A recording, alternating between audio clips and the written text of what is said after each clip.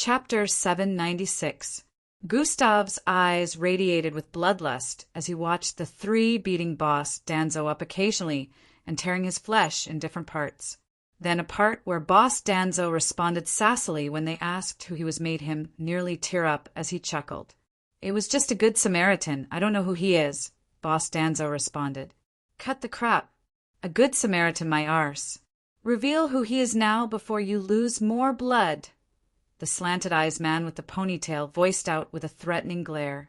"He must be Santa. He came bearing Christmas gifts early." Boss Danzo chuckled in response. The whole city watched the part where Boss Danzo was later tortured till he passed out, but still didn't reveal Gustav. It turned out that the tracker they placed in Boss Danzo's body mimicked his internal organs. So even when Gustav scanned Boss Danzo for injuries after he was released, he didn't find anything out of the ordinary. He was even glad that Boss Danzo was unharmed, not knowing that he had been given high-grade recovery pills to make sure no traces of injuries remained on his body. Boss Danzo also acted like nothing happened and didn't tell Gustav a thing because he knew Gustav would seek blood if what had happened was revealed to him. "This is death deserving," Gustav said internally as he noted the looks of the three who had done the deed. The hearing continued afterward, and other footage was displayed. Gustav revealed that when they found out he knew about their plans and how he was trying to stop them, they sent mercenaries after him and Boss Danzo after he was granted bail. He narrated from his point of view how he tried to stop the mercenaries from destroying not just him, but also evidence of themselves ever being there, which included killing everyone within a 200-story-tall building. As it claimed that they were stronger than he was, he failed to protect a lot of people. This was where the witnesses who had been in the building at the time came out to give their testimonies. Around 30 of them had survived, and over 20 of them were present in the courthouse today.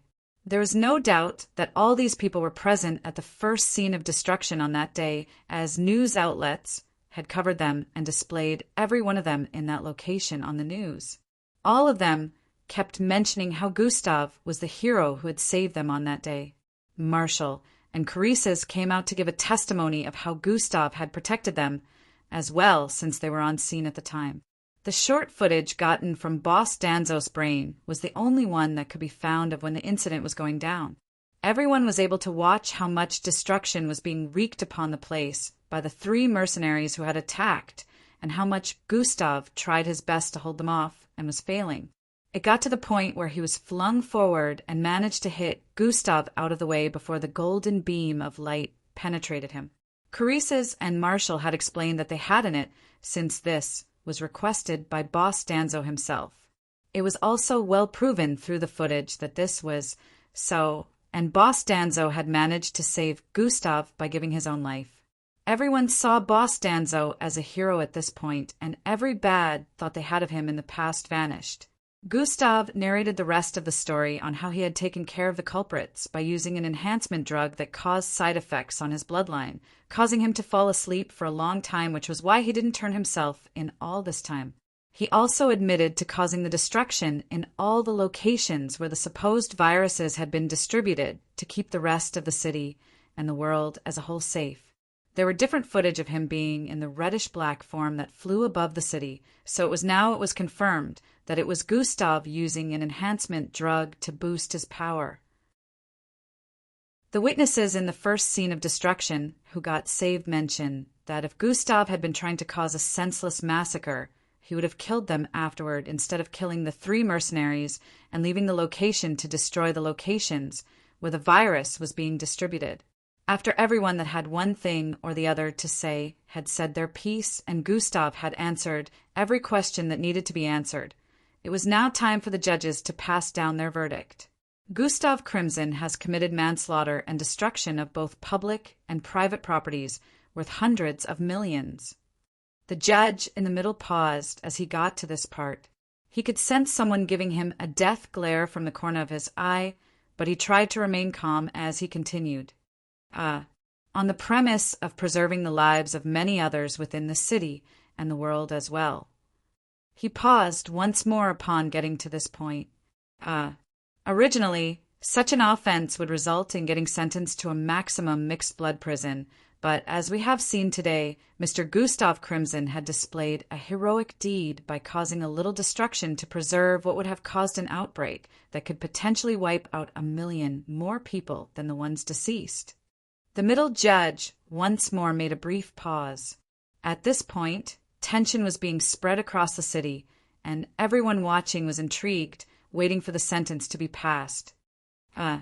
And so this court drops all charges placed on Mr. Gustav Crimson and declares him innocent. He is granted the title Hero of Burning Sand City. Cheers! Cheers! Cheers! All across the city cheers could be heard as the people clapped their hands in joy after hearing the verdict. The courthouse, too, was loud at this moment as the people in support of Gustav cheered and began to chant his name. Chapter 797.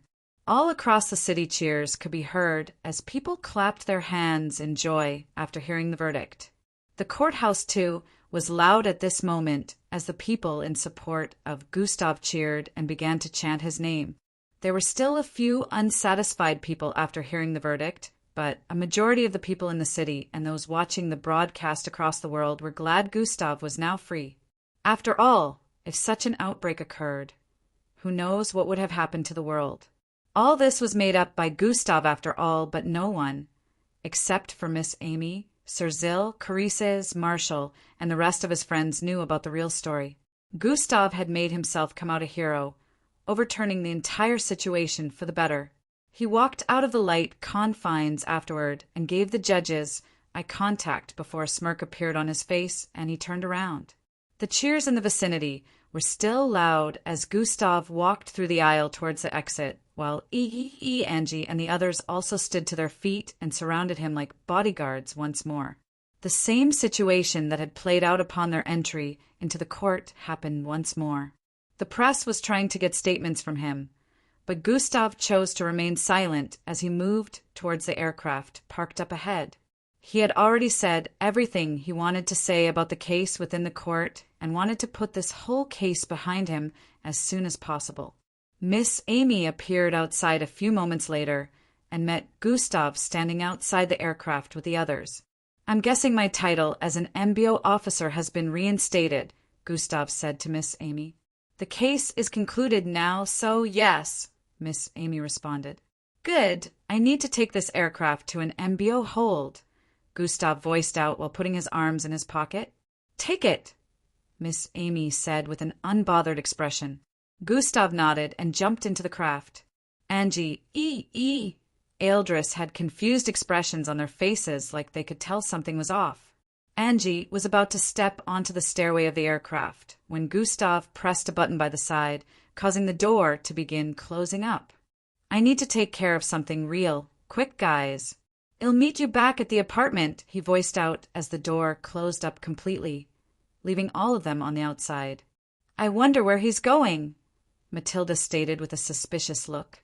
"Like he said, he needs to take care of something," Miss Amy said before walking away from the scene.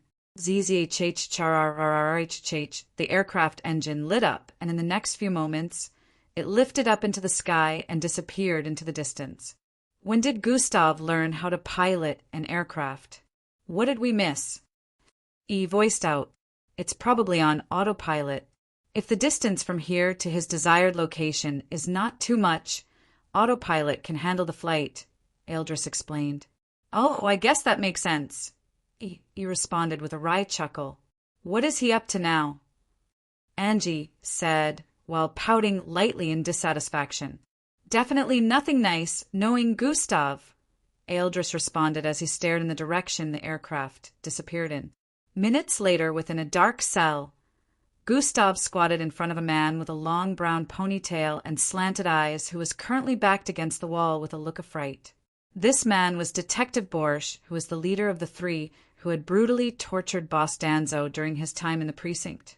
"Please spare me. I was under strict commands," he stuttered slightly as he spat out. "If I had a nickel for every time a villain told me these same words, spare me, I'd have made millions by now," Gustav voiced out as he stretched out his hand to cover the face of the detective. The detective's eyes widened with immense fear as he felt the tight grip on his face and tried to free himself, but to no avail. "I'm not a hero. Pretty far from that, if I do say so myself. I only do things for my own benefits, but it never includes harming innocents for the sport of it." "Y'all are not just villains, you are scums," Gustav voiced out. "Scums that don't deserve to be in existence." "Haha, I'm a scum too, but—" Gustav's face suddenly turned extremely serious and cold at this instant. "You harmed my father." Boom! His right palm suddenly lit up with blue flames after voicing this out. "Kyair!" A loud scream was heard from the cell as Detective Borsch's head was set ablaze. Gustav let go of him at this point, and Borsch stood to his feet and began running about the small space in pain. "Kyair! Aurora! It hurts! Please, put it out! Kyair! MYYIS! My ears! Please!" He screamed out in agony as his head remained ablaze even after dashing across the place, repeatedly. Bang! He slammed into the cell gates by mistake, since he was unable to see anything, and fell on his back, writhing on the floor, rolling from side to side as the skin on his face burnt off completely along with his long hair. Gustav watched this scene without a shred of pity in his eyes as Borsch's voice kept turning hoarse as he pleaded. "There's still 2 of your subordinates left," Gustav voiced out as he walked towards the cell gate. "Maybe in your next life you'll choose the better option of not harming innocents," Gustav said as he walked out of the cell, still ignoring the screams. Hours later, Gustav was back in the apartment with Angie and the others. "I literally can't go anywhere without people trying to take pictures. I need to leave this city soon," Gustav voiced out with a tired expression. "You're a celebrity hero now. Learn how to live with the game," EE stated. "This reminds me of the entrance exams last year. Is this going to be a yearly thing?" Gustav wondered out loud. Chapter 798. His popularity peaked across the world around a year ago, too.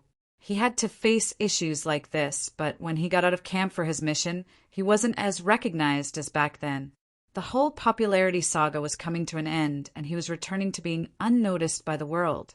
But this happened again a year later, and now it would definitely take time for the world to start forgetting about him once more. On the bright side, he would be returning to camp soon enough. So all this would die down while he was in camp.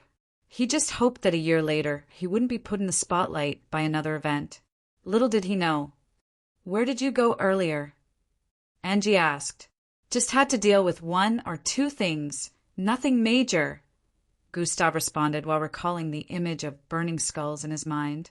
A look of gratification appeared on his face. "I guess it pays to have the most powerful female mixed blood as your teacher," he thought internally. "Where did Miss Amy go?" Gustav asked after noticing that she hadn't been in sight since he arrived back. "She told us to inform you that she had reports to take care of," Eldris responded. This made Gustav recall that Miss Amy was indeed on a particular mission before she came here. The whole Jabal situation from his first MBO mission. He figured she probably hadn't finished handling it before she came over to find him after discovering what happened. A warm, fuzzy feeling arose in him as he smiled. What Gustav didn't know was Miss Amy had already finished dealing with the situation and even managed to save an entire city, larger than twice the size of Burning Sands. Unlike his current turn of events, which was a sham, Miss Amy actually saved a whole city from an outbreak that could potentially harm the world. Even as she had done this, only the MBO and a few world powers were aware of this feat that had been added to her collection of feats. Miss Amy was able to hide from the spotlight. She successfully completed a 10-star mission, which could have graduated to a higher star if Miss Amy hadn't dealt with it instantly. Regardless of her efforts, she wasn't getting praised by the world because she instantly disappeared from the scene the moment she completed the mission. This was Miss Amy's way of doing things, and Gustav would have to learn how to be similar in the future if he wanted to stay out of the spotlight. Within an underwater facility, over 10,000 feet underneath the ocean, a masked man in a red jacket could be seen standing in front of a glass wall where a few people with weird-looking skin colors were kept. Some citizens were affected by it, Red Shadow voiced out through a communication device with a sigh. Have they all been rounded up? A solemn feminine voice could be heard from the other end of the communication. So far, we've rounded up the ones that showed symptoms, and the tech guys here are creating something we could use to easily figure out the affected ones, so we can round them up before it escalates, Red Shadow said while staring at the ash-colored little girl on the other end of the glass. The girl had ashy skin like the others, and small fingers were growing out of different parts of her body. She looked scared as she stared at Red Shadow before looking around her as well. Every other person isolated behind the glass walls had different symptoms, but all had ashy-colored skin. It was unknown if Red Shadow had a look of pity underneath his mask or not, but it was obvious that this situation generated an unsettling feeling for him. So it wasn't noticed until now? Miss Amy voiced out from the other side. Yes, it would seem it takes about 2 weeks for symptoms to manifest. For some it might take longer since it attacks DN. Red Shadow responded. Has it been determined transmutable through touch or any other means? She questioned once again. It is. Transmutable, Red Shadow confirmed Miss Amy's worries. Then we have to get to work on finding the affected ones immediately, Miss Amy voiced out, but before she could end the communication, Red Shadow spoke. Miss, I'd advise you to come for a checkup too, since you were the closest to the fog storm, he proposed. I'm fine, Miss Amy answered with an uninterested tone. Miss, with what I've seen here, this thing is not an ordinary infection. Even with your strength and waiting it back, it still managed to infect some people after we all thought it had been completely dealt it. At least that was how it looked like after you were done. Red Shadow paused at this point before continuing. Go for a checkup to make sure you're okay first, Red Shadow insisted. Fine, Miss Amy responded before ending the call. Red Shadow observed the people on the other end of the glass before walking away. In a flash, a few days had gone by, and it was now time for Gustav to say goodbye to Burning Sand City. He hoped he'd never have to return here again, even though it held a lot of memories for him, especially with this being the last place he was able to see and talk to Boss Danzo before his death. He was heading to Plankton City with Mara to give Boss Danzo a proper burial right before heading back to MBO camp. He would only be in Plankton City for a day or two. The gang had to spilt up here once more, even though they were just seeing Gustav again after 6 months. They felt like they hadn't really played a hand in helping Gustav, even though they were deployed here for their first mission, but Gustav was glad to have them here. Everyone besides Gustav was being sent to one of the MBO bases for new missions, while Miss Amy had said she was leaving once more to handle a situation. With this, Gustav parted ways with everyone, hoping they'd get to see each other again in 6 months or less. End of Volume 3. Chaos ensues next volume. Read author's note below. Chapter 799 5 months later. Bang, bang, bang. Mountains on the sides of a canyon exploded into smithereens as a figure sped across the surface of the stream in the middle of this insanely long canyon. The mountains crumbled down, falling towards the silhouette dashing across the water. Fwait, the figure leaped multiple times and flipped across the air, dodging some of the mountain pieces which had been turned into projectiles.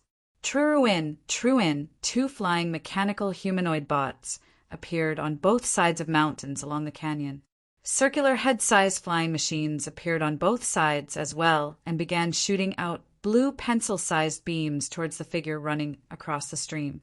The figure performed lots of moves, dodging the multiple beams being shot across the place skillfully while still charging across the surface of the stream. At this point, the figure was closing in on the end of the canyon, even though the entire vicinity was clouded by beams flying around with immense speed. The 2 massive mechs flying shot out two circular beams towards the front, which slammed into each other, connected together, and started increasing in size. Traha, KRRHH, it crackled with electricity immensely as it expanded, making contact with the water as a dangerous electromagnetic field was created. Fwai, the figure kept charging towards the field of electricity like they couldn't see it. Suddenly, boom! A jet of water was blasted across the air from behind as the figure suddenly accelerated with a speed that caused them to become almost invisible. Fwai, the figure appeared over 1,000 feet away in an instant, arriving at the end of the canyon. Srzrihai, the whole vicinity, suddenly began to glitch and dematerialize after he arrived at the end of the canyon. The mountains began to disappear along with the streams and the sky with the sun. The environment shrunk down, and in a few more seconds, the place had transformed into a dark space lit up with several floating gems. Level 47 cleared. An automated AI voice rang out across the vicinity as the ground below the figure began to move. It moved him forward, allowing him to arrive at the entrance of this dark space. Up ahead, a glass wall could be seen, and 3 people in MBO outfits were standing on the other side. Good job clearing level 47. Only about 13 more levels left for you to complete this course. The one with a black buzz cut in the midst of the 3 voiced out. Cadet Vol Brown will be recommending you for a 4-star mission soon, which will help your ranking if you manage to perform well enough. The lady on the left with teal-green tied hair voiced out. Thank you. The figure, which happened to be a 511 male, voiced out in appreciation. Make sure to put in your best efforts. The second male with a face full of purple tentacles voiced out. I will, he said with a light smile while bowing slightly before walking towards the exit. The 3 stood in place, waiting for him to leave completely. Next candidate is Gustav Crimson, the one in the middle voiced out as he stared at the holographic projection in front of them that showed them a list. The Gustav Crimson? Hero Kid? The female officer by the left voiced out with a slightly astonished look. He is the one. The male officer with the buzz cut voiced out once more. Interesting, it would be nice to see his progress. He should be graduating in the next 6 months, yeah? The tentacled face officer said with an intrigued expression. He should, but that would only be determined by how he performs in his upcoming missions, which would most likely be issued in the coming months. The male officer with a buzz cut answered. He should be classified a year 3 now, since he has spent 1.5 years being a cadet. The male officer with a buzz cut added. Then where is he? Why hasn't he come in yet? The female officer voiced out with a look of confusion. That is odd, he should be in by now. The tentacled face man voiced out. Tryon, the holographic screen in front of them, suddenly moved the highlight to the next name on the list. Why was his name skipped? Did he decide to miss this evaluation when knowing we inspectors will be here today?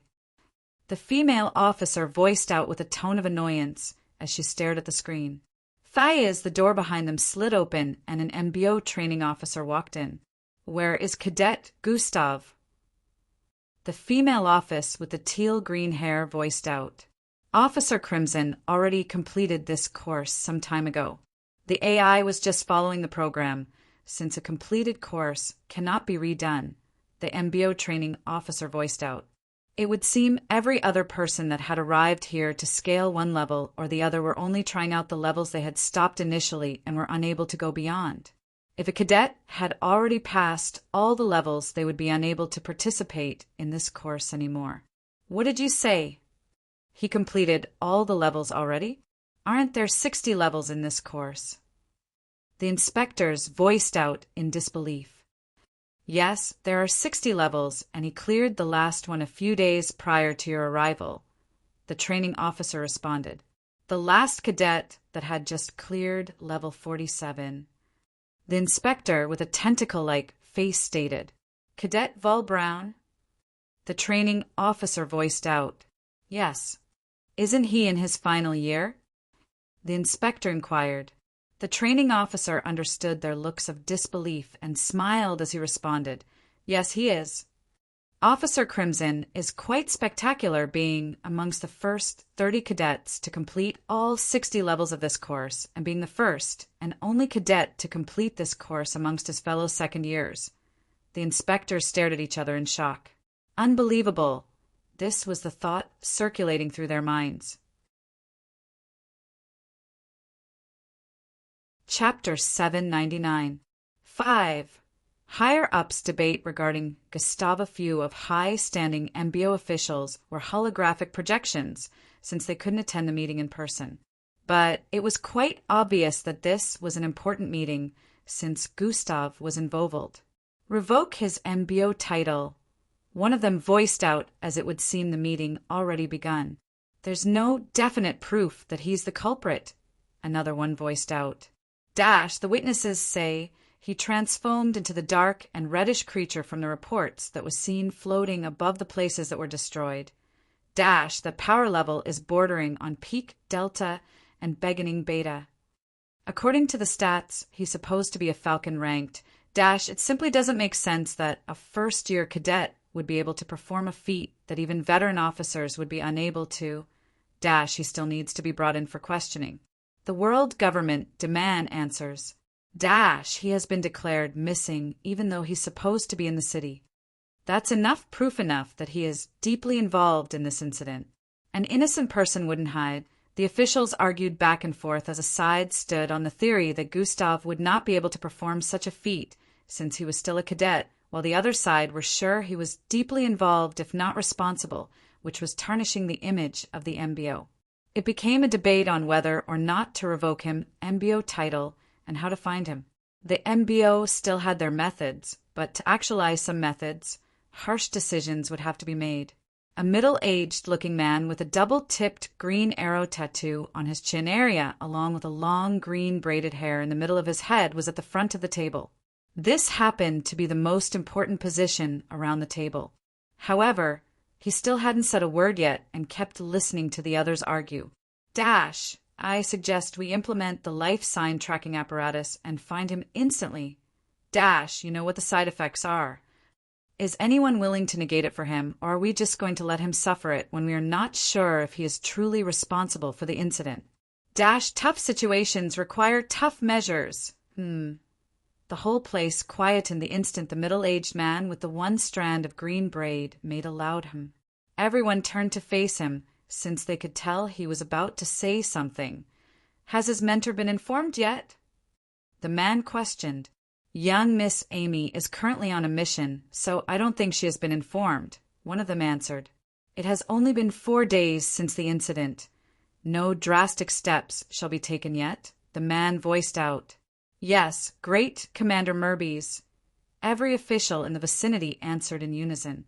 Deploy a squad of special agents to Burning Sand City with scout-related bloodline abilities to find him. 1 more week of searching and sending out warnings for him to turn himself in should be enough leniency. After that, drastic actions can be taken if he still chooses to remain hidden, Grand Commander Merbies stated with a strong tone. Also, inform his mentor, he added while standing to his feet and turning around to leave. I'll like to see how the young miss will react to this, he said internally while leaving the room. Vehicle City in a city surrounded by a wall of blue clouds. The streets were peaceful and bustling with activity, just as a city would. Vehicle City was known for their interspace travel stations. If one wanted to travel out of Earth and wasn't rich enough to afford going through MBO means, Vehicle City was the place to visit. Lots of people who wished to migrate out of the planet or just wanted to visit other planets on expeditions made use of Vehicle City a lot. Although the organizations that owned space stations in Vehicle City were licensed, making it legal, some people still wouldn't travel with them even though it was cheaper. One of the reasons was there were rumors of the organizations using spacecrafts that hadn't been well mechanical serviced or having some kind of engine issues. This made some people skeptical about coming here to travel out of the planet since they didn't want to go and end up stuck in space due to spacecraft engine failure. Nevertheless, people who had no choice would still come here. Presently, Miss Amy was in a part of this city. Within a space station takeoff ground, Miss Amy could be seen holding onto the neck of an 8 feet tall and buff man as she floated in midair, right beneath the engine area of a massive spacecraft. This spacecraft looked similar to 2 discs placed side by side, silver in color but looking a bit worn out. It was the size of a 10-story building. "Red Shadow, on the count of 3, start the engine," she voiced out with a cold tone. "Roger that." Red Shadow's voice resounded in her ear, even though he wasn't there. The man whose neck was being held onto tightly shook in fright as he tried freeing himself from Miss Amy's grasp. All to no avail. Since you want to do this the hard way, then why not? Just know that the blast and temperature from the engine of a spacecraft when it is about to start is enough to disintegrate you in a matter of seconds, but I will still remain unaffected. "Well, of course you know this, since you own this establishment anyways," Miss Amy stated with an unbothered tone. "Please, I've told you everything I know," the man shouted out with a fearful look. "Not enough." "Tell me more," Miss Amy stated. "I don't know anything else," he answered with a pleading tone. 1. Miss Amy began counting down. "Please, I swear that's as much information as I know." "He really didn't tell me much." 2. Miss Amy kept counting down. "No, please know I have a family," the man kept shouting out. "I don't care." Miss Amy responded with a death glare before adding 3.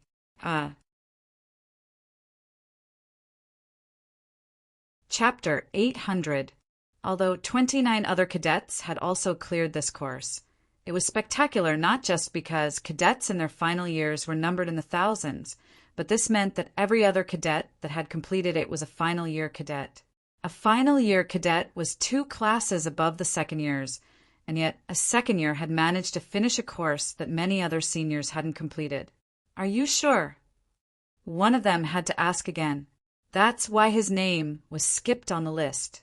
"I could show you footage of his time here if you want to see," the training officer voiced out before moving to make some settings. In a few moments, different footage were being displayed on the holographic screen, and all 3 inspectors watched with awe-stricken faces. How is he improving at such a quick pace? The female inspector could not hide her astonishment. This is in no way normal. He seems to be displaying strength beyond the echo rank. Frightening progress has been noted. This needs to be brought to the attention of the higher-ups, the other 2 inspectors voiced out as well as they took note. Meanwhile, underwater, a charming figure with floating dirty blonde hair sat at the bottom of a river. His legs were crossed as he sat at the bottom of the river with his eyes closed and his upper body bare. His glistening smooth skin and his muscular frame were quite visible under the river, even though it was dimly lit. His hands were clasped together as he stayed silently in the same position for a long time without moving an inch and breathing in or out. It almost looked like he was a statue dumped in the water, but his glistening skin and his floating long, dirty blonde hair depicted otherwise. After what seemed like hours, his eyelids finally twitched, and he slowly opened his eyes. A golden glow appeared in his eyeballs for a moment before disappearing. He slowly stood to his feet and began to walk underwater. His movement was sluggish and carefree, but it radiated with mightiness and pride. In a few seconds of walking, his head poked out from the surface of the river, and his figure was revealed bit the further he walked. The rays of light coming from the sun shone on his drenched figure as his hair, which was initially floating underwater, dropped down to his shoulders. He looked so godly as he walked out of the river with just his white pants. Well-chiseled abs were displayed with his broad and muscular chest as he arrived at the shore. Daily task completed. 3/3 stay underwater for 6 hours without breathing. He stared at the system notification for a few seconds before letting it clear from his line of sight. Why not make it 12 hours next time? So he'll be unable to attend any of the camp drills. Gustav said internally with obvious rhetorical hints. I don't generate the tasks. I mean, I do. But I don't. It's hard to explain, and your puny brain would be unable to comprehend. The system voiced out in his head. Sure. Just say you lack control. Gustav said internally with a light chuckle. Who's the puny one now? Gustav said with a tone of ridicule. I live inside you. I could cause both your kidneys and your liver to fail right now. The system reminded him. Why attack my liver now? Aren't my kidneys enough for you? You'd still be alive if both kidneys were gone, but if I was to add your liver to the fray now, hee. The cute, girly voice of the system echoed in his mind along with her evil laughter. Fine, you win this round, Gustav said internally as he arrived in front of a tree up ahead. Currently, Gustav was looking like he had grown a little bit above 6 feet and his body had become broader. His skin glistened like that of a baby's. His hair had grown so long it was covering his nape. It looked like the 5 months that went by were spent doing a lot of training, as Gustav's presence radiated pressure subconsciously. SSSHHSSHHHH. His body temperature suddenly rose immensely, causing all the water on his body to dry up. Zing! His upper MBO outfit appeared in his hand as he prepared to put it on. How long do you intend to watch? Gustav suddenly voiced out as he wore the top of his uniform. Damn, you noticed me? A feminine voice was heard from up ahead, but no one could be seen in the vicinity. Just because you became very tiny doesn't mean you'll be able to escape my range of perception, Gustav said while staring at a part of the tree. Within the cracks on the barks, a small that was barely visible suddenly flew out, passing Gustav's left shoulder area. Zim, a bright light shone behind Gustav and a dark beauty appeared in place. Sheesh, you were looking hot as fuck when coming out from the river. You sure you ain't a reincarnation of some ancient god or some? She voiced out while staring at Gustav with a look of adorable. Gustav turned around with a nonchalant look and stared at her. Gods do not exist. Can't you guys let go of that fairy tale? It's been thousands of years already, he voiced out. Haha. Everyone is entitled to their beliefs, Gustav, she said while moving her face closer to his, trying to inspect it. Angie sure is one lucky girl, she said while slightly tilting her face. Gustav placed his right hand on her face and pushed her backward. Your spittle is flying, he voiced out while proceeding to turn around. Haha, that was a good burn. You're so cruel, it'll be sure to get you back, the dark beauty voiced out as Gustav walked away. Gustav couldn't be bothered to answer as he kept walking away. This dark beauty began walking forward at a quick pace as she tried catching up with Gustav.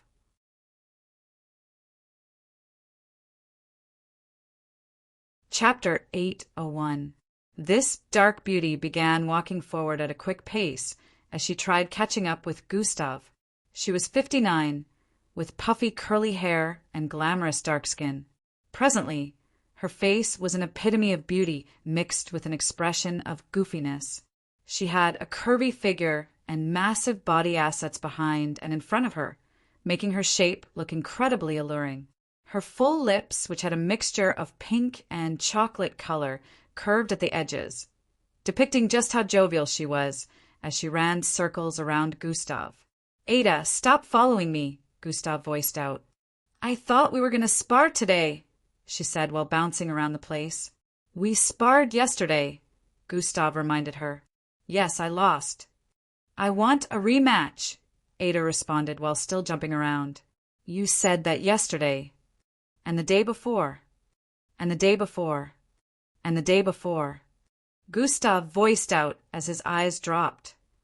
Teehee, it's not my fault. You didn't go easy on me, she said while raising her shoulders up shamelessly. And you're supposed to be a final year. Gustav felt like bashing his head against the tree right now. Oi, come on now, we are not all ridiculously strong like you. Besides, you still haven't defeated Greg, or Anthony, or Priya, or Hiddelner. Ada kept voicing out different names. But I have defeated you. I'm good with that, Gustav said while walking forward. Meh, you defeated one of the weakest. To be a big shot, you have to defeat the strongest ones. Ada didn't even seem to mind that she was defeated by Gustav and kept tooting away shamelessly. Gustav sighed internally, knowing he'd never be able to get rid of this chatterbox unless he headed back to his room. See you later, Ada, Gustav voiced out as he arrived at the intersection on which the left led back to his room area. Wait, Gustav, you didn't show up at the simulation training center today. Did you forget that the inspectors were around? She asked before Gustav could run off. Oh, that. Nah, I didn't forget. Since I already completed all the levels of the simulation training course, there was no point in being there, Gustav voiced out with an unbothered expression. You already did? Ada's eyes widened slightly as she heard that. It would be a waste of time for me. What would I do? Spectate the others? Gustav added before resuming moving forward. But the others that have also completed it were in attendance. A gust of wind was the response Ada got after saying this, because Gustav had already disappeared from the spot. Minutes later, Gustav was in his room, sitting on his bed with a look of contemplation. Host attributes. Name: Gustav Crimson Level. 70 class. Metamorphic subparallel being XP. 9-235-000/27. 800 000. HP 52-000/52 000. Energy 27 500/27. 500 tributes. Strength 305. Perception 302. Mental fortitude 306. Agility 311. Speed 307. Bravery 310. Intelligence 305. Charm 107. Defense 302. Vitality 304. Endurance 309. Attributes points 121. Underscore underscore underscore underscore underscore underscore underscore underscore. He was staring at the data of his current attributes. During these last 5 months, he had focused on training a lot and completed every single side quest he had received from the system, giving him a lot of boosts. The system had been providing him with different kinds of tasks daily, and even regular side quests and emergency quests which he had to complete within the camp. It would seem most of this was done to appropriate Gustav with a lot of points and rewards, so he could improve in strength even faster than before. Besides all these, Gustav had also focused on training his bloodline abilities and spent hours channeling his bloodline each day. He had even stayed days channeling his bloodline before when he was on the verge of breaking through to Echo rank. Even though he missed the camp drills for those few days of absence, he wasn't disturbed because in year 2 everyone was licensed with a few days absence to training each month. Currently, Gustav was at the 2nd step of Echo rank, but his strength far outmatched that of an Echo rank, which always put looks of astonishment on everyone's faces. Gustav proceeded to check his skills and abilities panel. Skills and abilities: dash level max, sprint level max, chop level 14, slash level 16, God Eyes level 11, hover level 7, combination level 5, super jump level 13, strength boost level 2, bloodline acquisition level max, bloodline hold level 2, bloodline transfer level 2. Gustav's skills and abilities had about 7 panels, and he had managed to unlock the abilities in 4 panels already. There were still 3 panels left. All of the abilities and skills here were system-related, so they had to be raised level by level. The only way to do that was by consistently making use of the specific abilities or getting rewards from the system that leveled up every ability. He had never made use of some of them, but they had moved up a level because of this. Gustav was currently conflicted because he had maxed out dash and sprint levels a long time ago.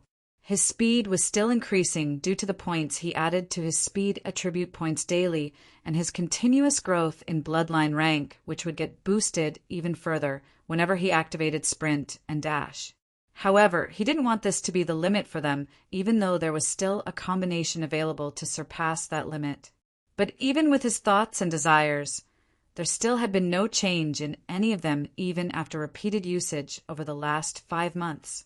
He even used his credits to get some information about breaking limits from the system's shop, yet the information was unable to help him with this. It cost him a lot of credits, even though the information did not serve its desired purpose, Gustav had made use of it to train his other abilities, which aided in his speedy growth over the past few months.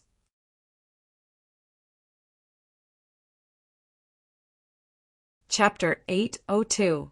Also, looking on the bright side, his Yarki was now even more powerful than before after it was unsealed.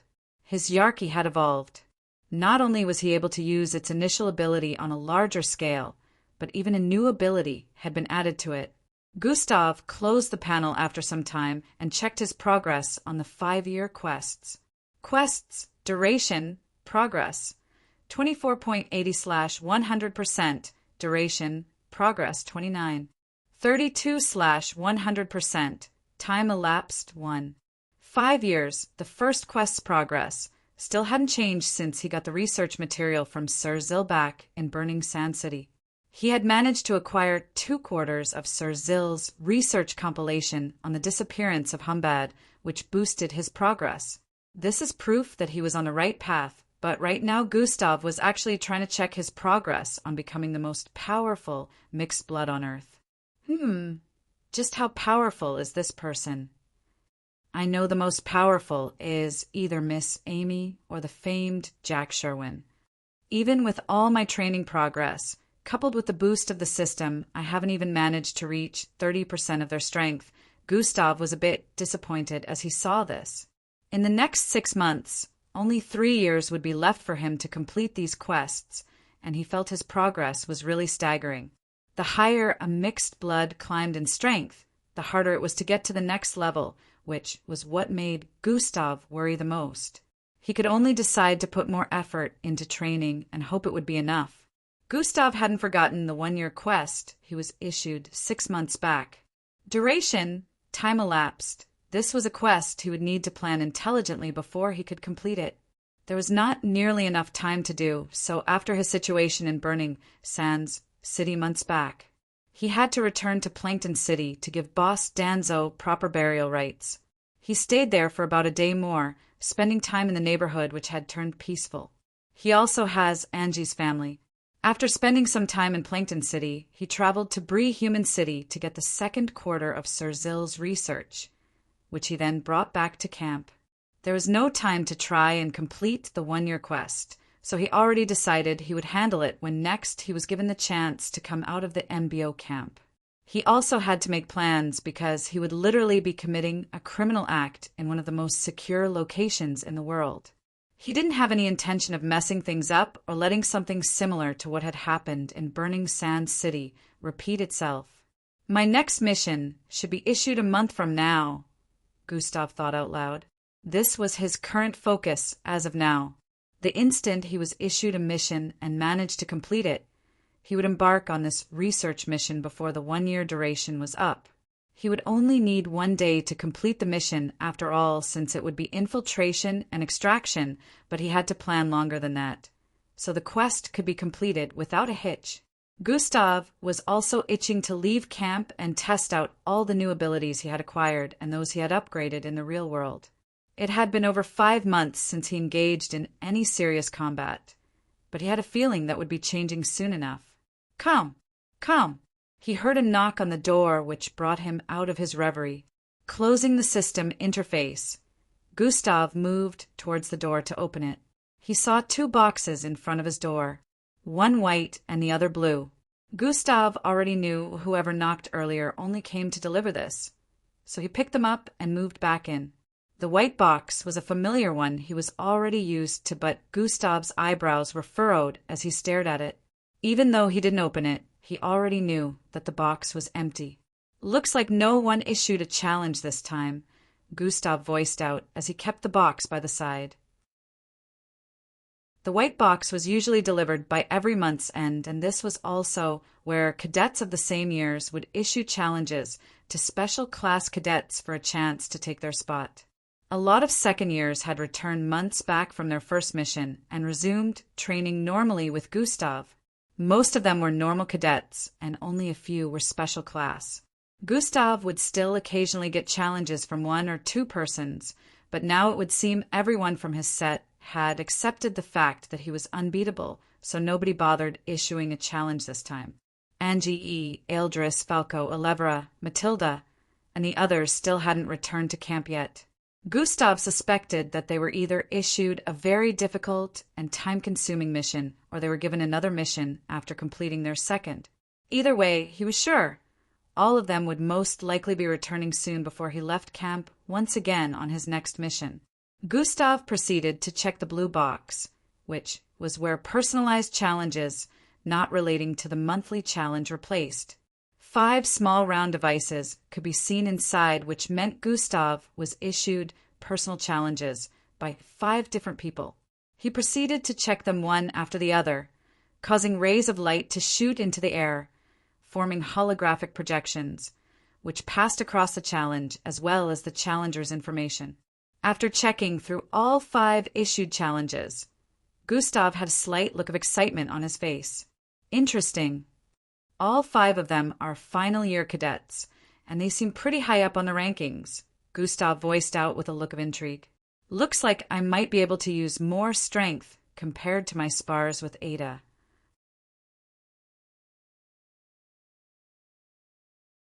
Chapter 803.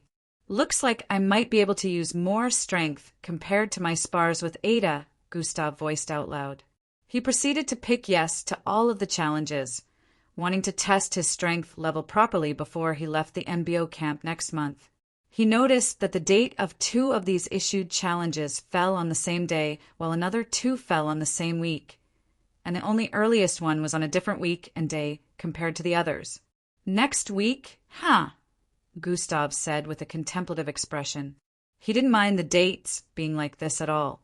Even if 2 fights were on the same day, Gustav still wouldn't mind battling them. This wasn't because he was being conceited or too cocky. It was because He'd been aching for a good fight. If Alevra was around, He'd have sparred with her instead. She was the only peer whose growth Gustav considered almost on par with his, and he also acknowledged her to be quite powerful. Come, come, come, come. Gustav heard a knock on his door in the next instant. He heaved a low sigh as he moved towards the door. SHHHSSHHH. The door slid towards the side, and 2 male cadets stood in front. These 2 had really powerful energy oozing from them, and one could tell instantly that they were strong. The one on the left had puffy brown hair in front of him, and the other to his right had white shoulder-length hair. The great Gustav Crimson himself, the one who sees himself to be above everyone. The one everyone is comparing to final year cadets. The one who doesn't know his place and dares to look down on even his seniors. The male with white hair voiced out with a tone of annoyance. Accept the challenge, Crimson, or maybe you don't really have the balls to fight me, the one in front of Gustav said with a condescending tone as his eyes turned into slits. He really doesn't, huh? I already accepted, Gustav voiced out before the one on the right could complete his sentence. Wah. Bam. The door got shut in their faces as Gustav returned inside. The 2 stood there staring at each other with dumbfounded expressions for a few seconds before they finally decided to leave. Gustav shook his head as he returned to his bed area.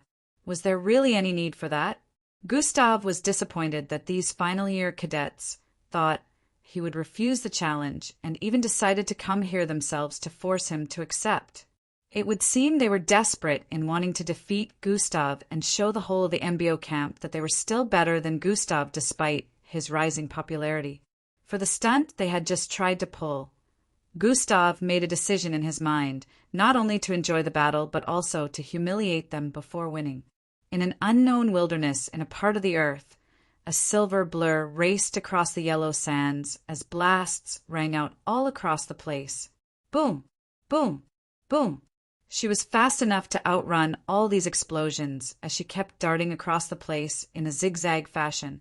This place was literally in the middle of nowhere, but battle troops could be seen scattered all over the place. Some mechanical moving weapons shot all kinds of artillery across the place as troops in MBO uniforms clashed with a group clad in black sky blue and black outfits. There were over 200 of them currently battling. Abilities were unleashed all over the place, causing blasts to ring out. The MBO troops outmatched the gang they were presently battling with, but the gang had their gigantic weapons stationed in different spots of the battlefield, which were powerful enough to go against the mixed-blood officers. A lot of them had gotten injured from blasts that were powerful enough to bring down a whole mountain. The Silver Streak, speeding across this battlefield that seemed to be in the middle of nowhere, picked up the injured MBO officers laid across the place and kept running in the opposite direction. Thwii, a wall of sand was created behind the streak as it disappeared into the distance, escaping from the range of the battlefield. In a few moments, the streak arrived at an area with massive tents and moved towards the one in the middle. Plop, plop, plop. The instant she dropped the 3 injured officers she had carried, a group of MBO officers in white outfits, which depicted they were the medical team, came out to treat the injured officers. "Good job, Officer Angie," one of them voiced out with a nod. "H&M, I'm going back to help some more," Angie voiced out before speeding off once more. "Be careful," one of them voiced out, but she was already gone. Wind blasted across the place a few moments after she disappeared into the distance. On a fortress situated above a high hill surrounded by snow and ice, 2 figures covered in hairy sweater outfits could be seen standing atop the roof of this fortress. They had black helmets covering their faces as well. One of them squatted on this rooftop with both hands placed on it, while the second one stood behind, seemingly waiting. "It's done, we have to leave now," the one squatting voiced out to the one behind. "Let's go," he voiced out while stretching his hand forward. SKRRRRWVVVV, a purplish vortex opened up, and they proceeded to jump in. Within another location where a facility in the midst of an unknown forest, a squad of MBO officers gathered around this threshold. A family of 3 was being escorted out of the facility, while 7 bulky men could be seen in restraints at a particular side of the facility. "Yeah, we're done here," one of them voiced through a communication device, and 3 aircraft showed up a few seconds later.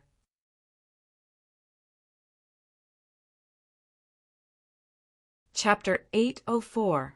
The family was escorted toward one of the aircraft, and the other officers in the vicinity also moved toward one of the aircraft. Some of them had rumpled looks, and one of them especially stood out with the back of her outfit being torn.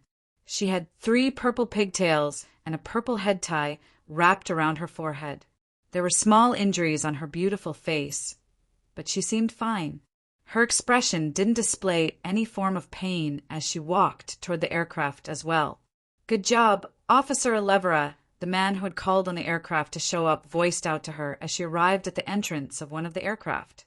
"I was just doing my job, Officer Ahmed," she responded with a respectful but serious look before moving in. In another unknown city, a massive sky train with up to 20 carriages could be seen moving extremely fast as it rode on the rails floating in the sky. It was moving rather too quickly and headed towards an intersection point in the sky. Gihirbhul before it could make any turn. The speed caused it to fly off the railings, and it began to fall towards one of the skyscrapers in the city. "Kyra Rachach!" Screams could be heard across the place as the people in the skyscraper began to run towards the exits as quickly as their legs could take them. With the size of the train and the speed at which it was falling, it would most likely blast through the skyscraper, causing it to collapse. Fwihai, a figure suddenly blasted across the air from the ground, ascending several thousand feet in the blink of an eye. The entire train suddenly lost, color turning black and white. The figure with beautiful glowing eyes filled with a myriad of colors landed on the train in the next moment, and the train paused in midair. "I just stopped it. You can continue with the chase. I'll handle things on this end," he voiced out through a communication device as he stood on the top of the first carriage.